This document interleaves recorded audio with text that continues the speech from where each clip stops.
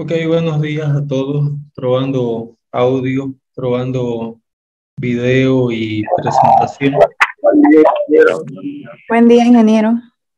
Buenos días, Buenos días, ingeniero. ingeniero. Ok, vamos a continuar nuestras clases viendo la parte pendiente, ¿no? Sobre formaciones de roca.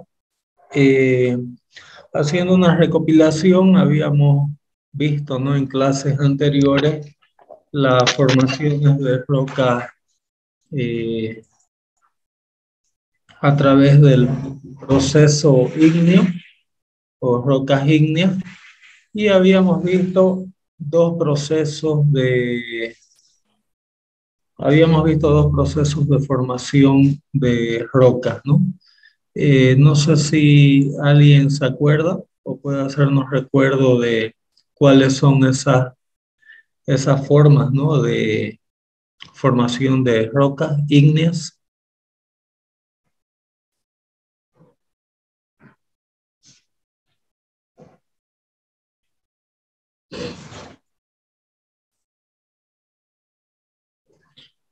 ¿Alguien recuerda?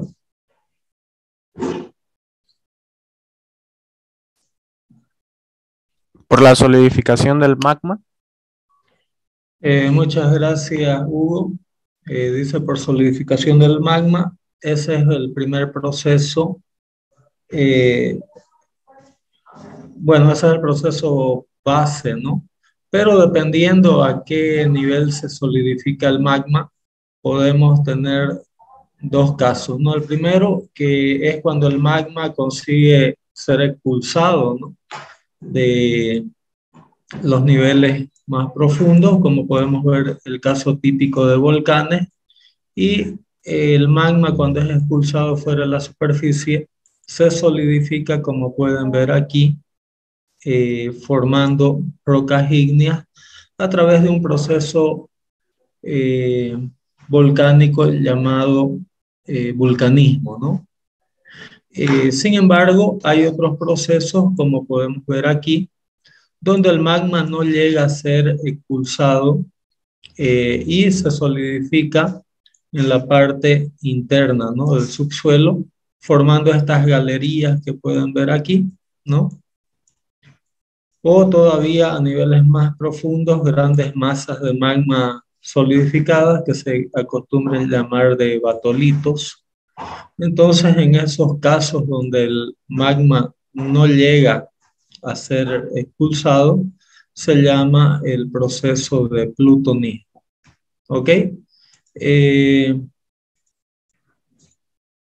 Todavía pueden existir eflorescencias del plutonismo, como ustedes pueden ver acá, que son algunas expansiones de magma que se solidificó a poca profundidad y después por diferencias de densidades acaban formando eflorescencias, pero son rocas ígneas también plutónicas, ¿no?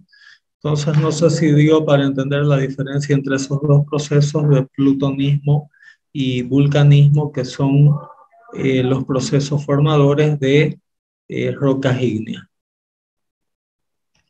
¿Ok?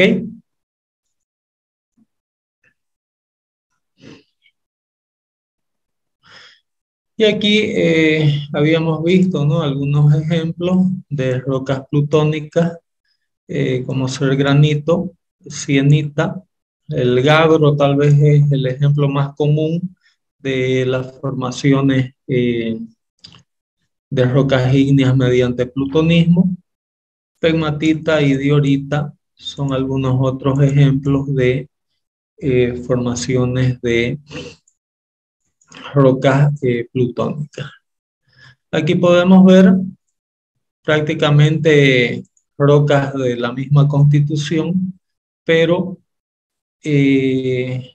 formada por diferentes procesos, ¿no? En la parte superior tenemos las rocas extrusivas, que también se llaman rocas extrusivas, aquellas rocas formadas por el proceso volcánico, y rocas intrusivas son las rocas formadas por el plutonismo, ¿no? Entonces, aquí podemos ver la riolita, que en su versión plutónica tenemos el granito, la andesita, versión volcánica de la roca, y en la versión intrusiva tenemos la diorita, basalto en la versión volcánica y lo que equivale al gabro en la versión plutónica.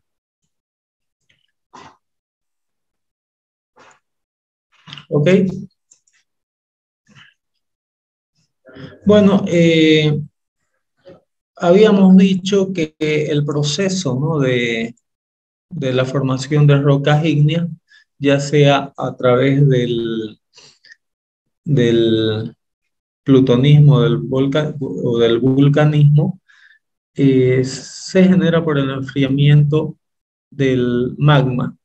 Y este proceso de resfriamiento implica una serie de procesos bastante complejos, ¿no?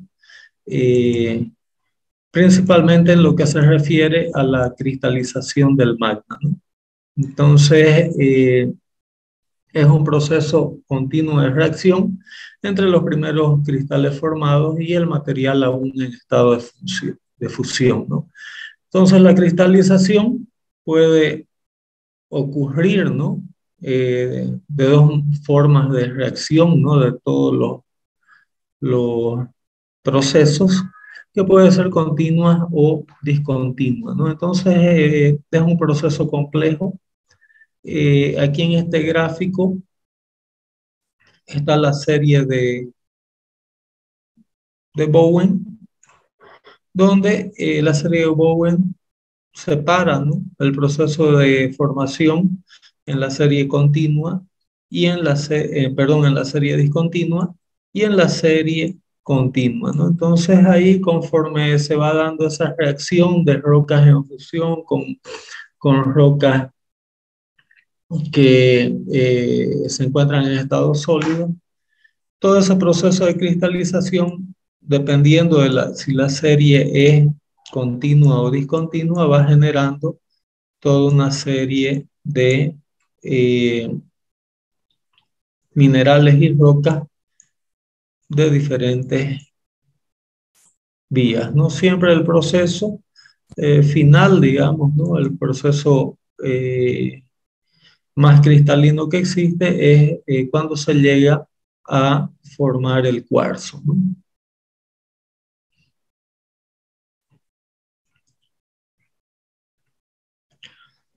Bueno, algunas propiedades y aspectos, ¿no?, que nos permiten identificar cuando nos deparamos con rocas ígneas. Principalmente es de gran importancia el color. El color va a depender de los minerales que van a componer la roca ígnea y la proporción entre materiales oscuros y claros, ¿no? Una roca puede estar formada por una composición de, por ejemplo, cuarzo y basalto, ¿no? Y ahí va a depender de esas proporciones para presentar un color más blanquecino, más oscuro o intermedio, ¿no? Entonces, dentro de los colores se clasifican las rocas ígneas en tres colores: oscuro, más donde es aquella roca ígnea donde más del 60% de los minerales son de color oscuro, ¿no? Y recibe el nombre de roca melanocromática. Color intermedio, donde entre 40 y 60% de los materiales que componen la roca son oscuros. Ahí tenemos la roca mesocromática. Y clara, donde menos del 40% de los minerales que la componen son oscuros, ¿no? Entonces ahí se llama roca leucocrática.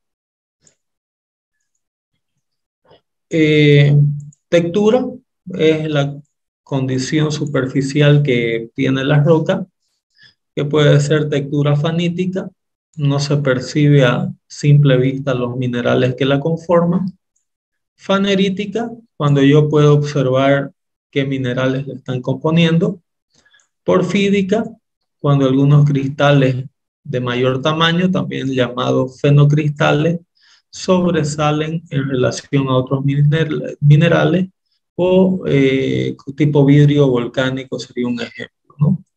Eh, si bien la textura presenta estos tres niveles, pueden haber minerales, o perdón, pueden haber rocas que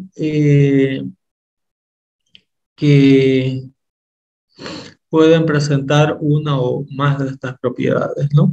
Entonces puede ser una textura, ¿no? Eh, afanítica, es decir, no se permisiva a simple vista los minerales formadores, pero con característica porfídica porque hay algunos minerales que salen de la superficie, ¿no? Entonces, eh, una roca puede presentar combinación de estas situaciones, ¿no? Con respecto a la estructura de rocas ígneas, tenemos la presencia de vesículas, que son cavidades que pueden formarse u observarse, ¿no?, en la superficie de la roca. Generalmente estas cavidades se dan por la retención de gases durante el proceso de solidificación del magma. Las amígdalas son vesículas que están llenas por minerales secundarios. Puede ser, por ejemplo, una roca con vesículas que están rellenas por arcilla, ¿no? Entonces ahí ya no se llama vesícula, se llama amígdala. Y las fracturas, que son estructuras que se presentan en el macizo rocoso y se pueden presentar espaciadas y llenas o no por material secundario, ¿no? Más adelante vamos a estudiar en detalle cómo clasificar las rocas de acuerdo al tipo de fractura, densidad de fractura, orientación de fractura. Dentro del campo de la ingeniería civil es de grandísima importancia el estudio de las fracturas en roca, porque son las que me van a dar las direcciones, ¿no?, de mayor o menor rigidez de la roca. Eso lo vamos a ver en la segunda parte de la materia, pero volviendo a esta caracterización, nosotros podemos ver ahí un ejemplo de lo que serían vesículas en roca. Y ahí ustedes tienen al lado lo que sería un ejemplo de amígdala, ¿no?, que es una vesícula, pero que está llena por otro tipo de material. Entonces, en este caso, este material es silicio, ¿no? Por eso se llama amígdala silicia en roca volcánica. Algunos otros ejemplos de texturas: textura de granito con textura fanerítica, donde ustedes pueden ver, ¿no?, el color blanquecino, que es cuarzo. Entonces ya da para distinguir por los colores cuáles pueden ser los tipos de minerales formadores de las rocas, ¿no? En este otro caso tenemos la andesita con textura afanítica. Ustedes pueden ver un color uniforme donde no da para intuir qué tipos de materiales pueden estar formándolo. Y aquí tienen la porfídica, donde hay protuberancias, ¿no?, de cuarzo, por ejemplo, que pueden sobresalir de la roca, mostrando proyecciones fuera de la superficie, ¿no? Entonces, estos son algunos ejemplos de la textura de roca desde el punto de vista afanítico, porfídico o fanerítico, ¿no? Ustedes pueden ver que tanto el granito como la andesita pueden presentar diferentes texturas, ¿no? Pues ahí, por ejemplo, en esa figura pueden ver que la andesita puede presentar textura fanítica o porfídica, y eso va a depender de los procesos de cristalización del magma. Ok, y lo mismo aquí para la riolita, donde ustedes pueden ver que puede presentarse con textura porfídica o con textura afanítica.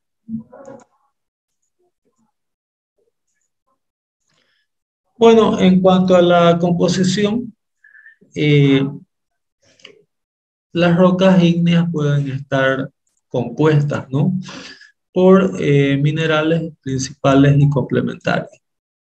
Los complementarios no se suelen emplear para fines de clasificación, y generalmente esos minerales formadores de rocas ígneas son el feldspato, piróxeno, anfibolio, mica, magnetita, ilmenita y pirita, ¿no? Las rocas pueden estar formadas en un 100% por estos minerales, como pueden ser también composiciones, ¿no? Entonces aquí tienen algunos ejemplos de la nortita con su composición química, o la olivina con su respectiva fórmula química.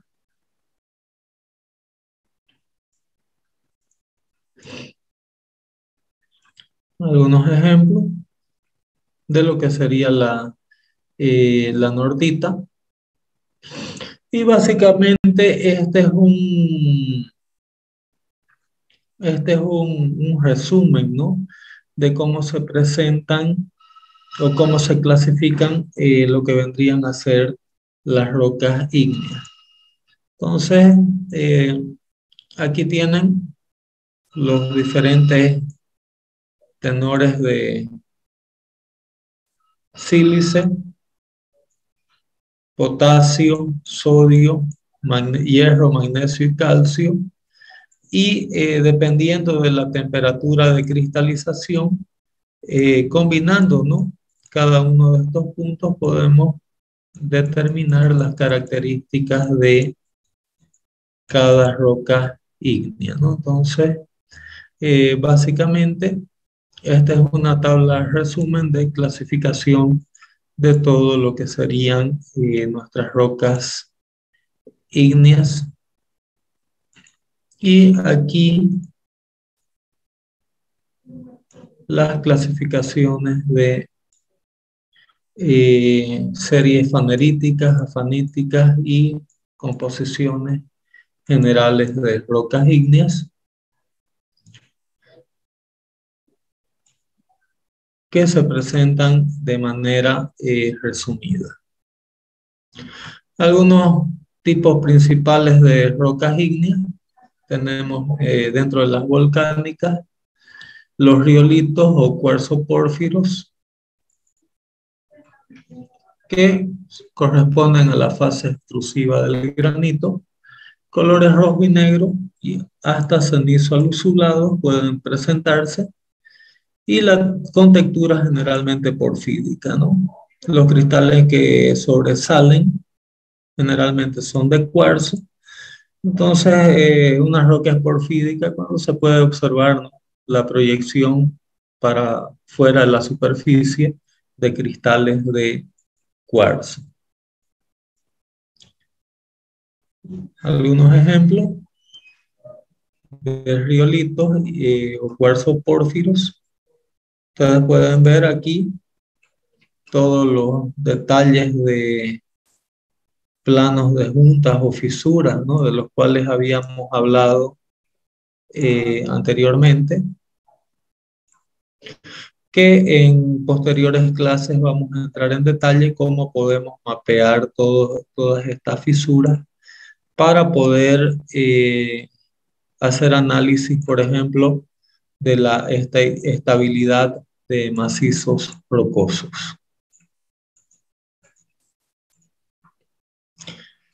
Bueno, algunos ejemplos de rocas volcánicas, es decir, rocas ígneas conformadas a través de procesos volcánicos. Tenemos la obsidiana o vidrio volcánico. Son rocas de formato de textura, ¿no? Bastante lisa y color de cenizo a negro.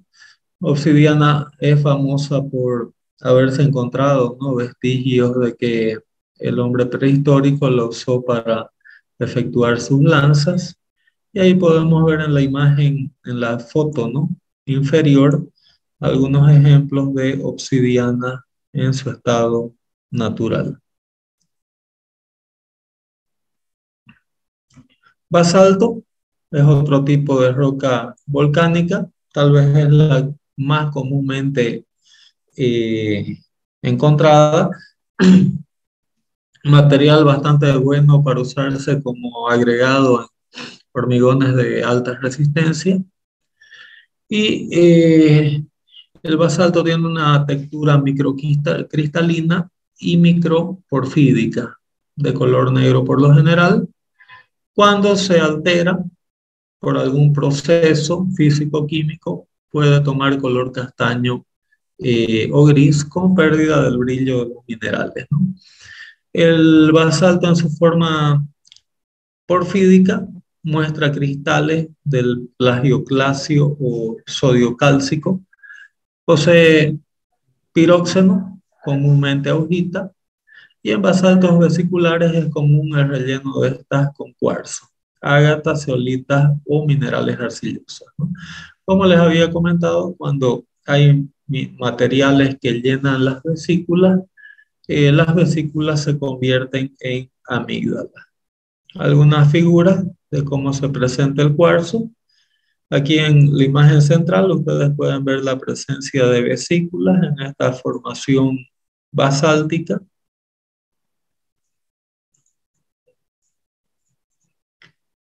Y aquí en la tercera figura ustedes pueden observar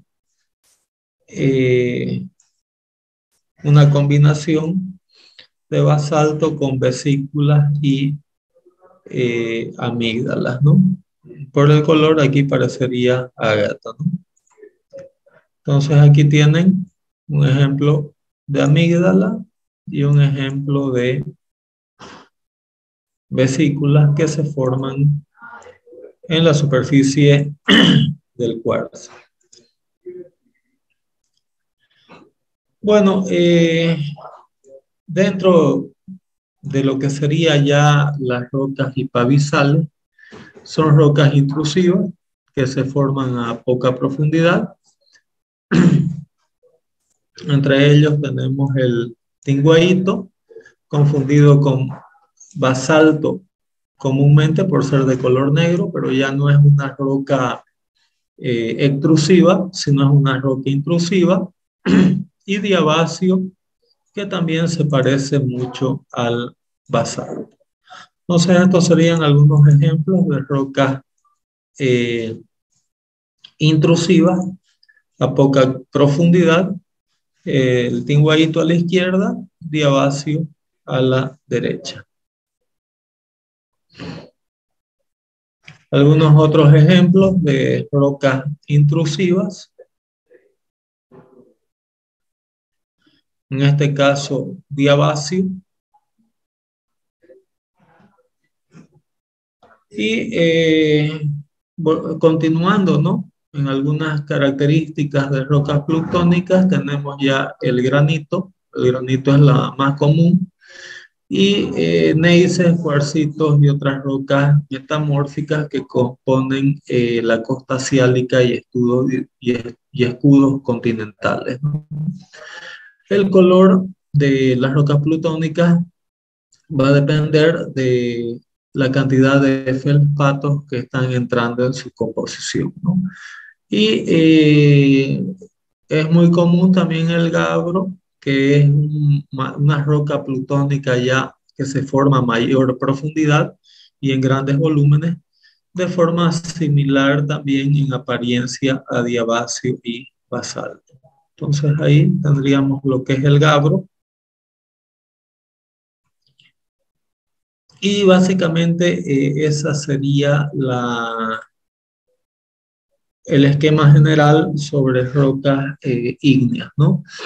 Entonces, no sé si alguien tiene alguna duda o pregunta al respecto.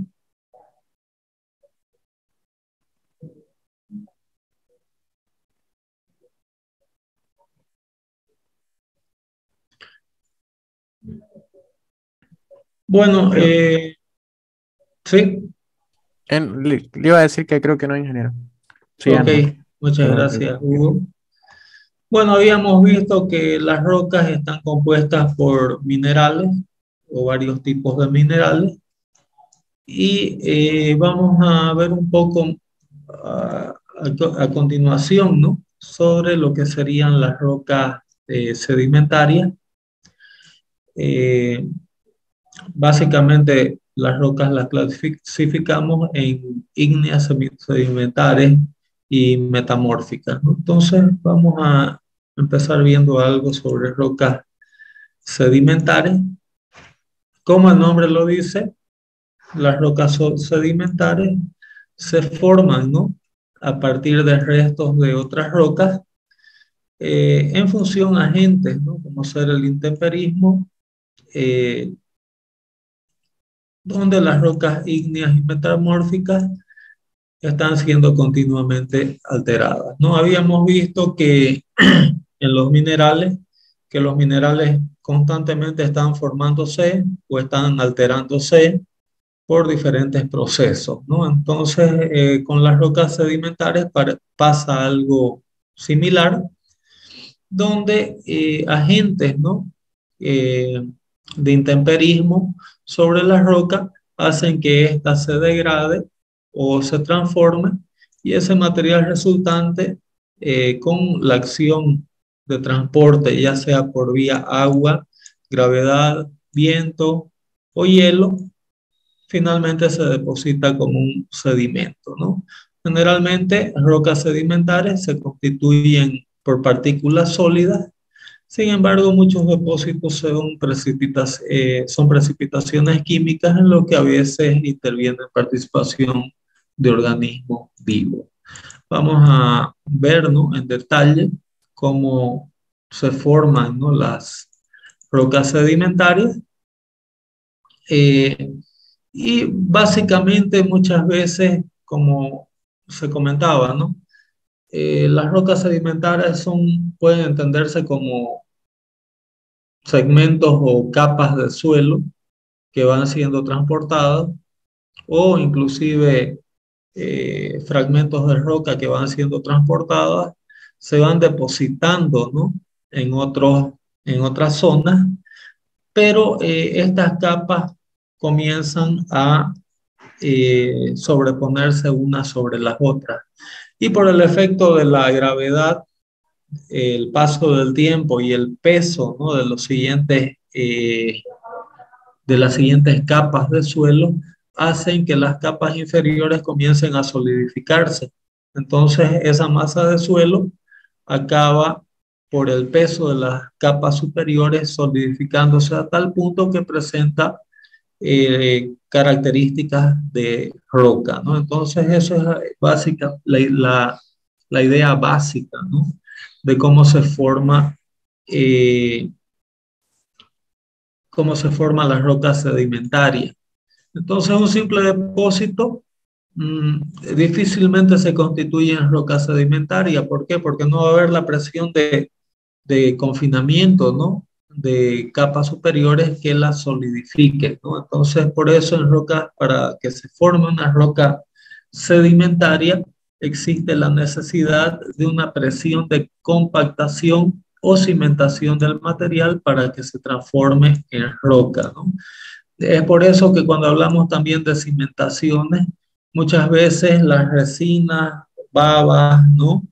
Que sueltan algunos microorganismos eh, en los depósitos, hacen que el depósito se cimente, ¿no? Entonces ahí entra también la acción orgánica, o muchas veces el agua hace que se den reacciones, ¿no? químicas en los depósitos, generando así una solidificación del depósito que le va a proporcionar al material transportado esas características de roca. No sé si quedó entendido el concepto básico de lo que sería una roca sedimentar.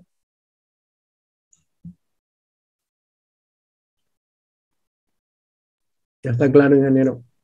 Ok, gracias, Hugo.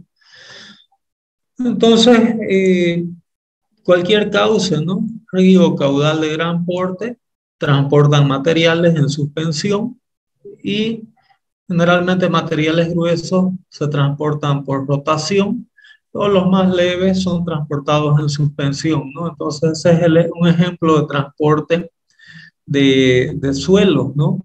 Eh, por cauces de agua.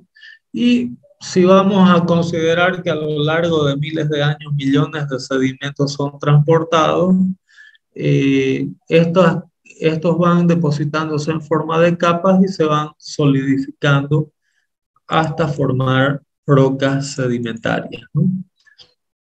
Eh, También durante este transporte, los fragmentos de roca, como ser piedra, arena, limo, arcilla, tienden a separarse en función de sus tamaños. Entonces, mientras más fino sea el material, mayor transporte va a tener, ¿no? Entonces, el primer material, obviamente, que se deposita va a ser la piedra y en la secuencia arenas, limos y arcilla. El material en solución precipita químicamente o con auxilio de organismos vivos y este proceso ordenado todavía puede ser alterado por corrientes de fondo, ¿no? Oleaje, forma del fondo del lecho del río, etcétera.